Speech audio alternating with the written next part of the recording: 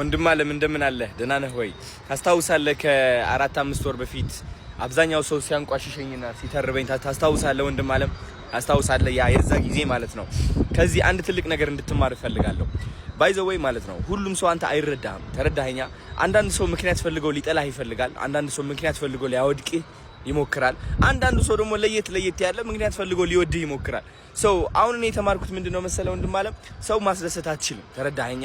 አሁን አንተ ሰውን ይጠቅማል ሰውን ያግዛል ብለህ የተናገርከውን ነገር ብዙ ሰዎች ያስቆጣል። ለምን? መነጽራቸው ትክክል ስላልሆነ። ሲጀመርም አንተን ለመውደድ አይደለም እየሰሙ ያሉት አንተን ለመጥላት ነው። ስለዚህ የሚጠሉበትን መንገድ ፈልገው ያገኙብሃል፣ ይጠሉሃል። በቃ ገባ? አንተ ደግሞ አቅሙ የለህም መቼ። ተረዳኸኛ? የታወቀ ነገር ነው። ባይ ዘ ወይ አብዛኛው ሰው አንተን የሚጠላህ ማለት ነው ተዋሽቶ ነው። ገባህ?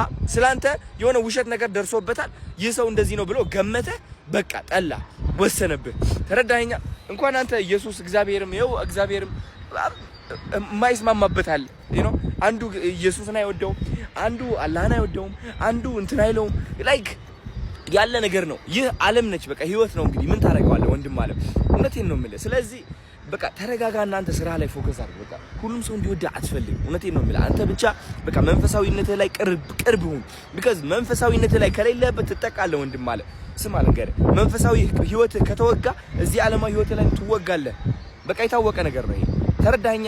ስለዚህ እንዳትጠቃ። ከውስጥ ነው የምትጠቃው አንተ፣ ከውጫዊ ዓለም አይደለም። ብቻ ዓላማህን ያዝ፣ ቀጥ በል፣ ለራስህ ኩራ። የምትናገረው ነገር ማለት ነው ይሄ ፉል ስቶፕ ይኑረው፣ 4 ነጥብ ይኑረው። ሁሉ ስትናገር ኮስችን ማርክ አትናገር።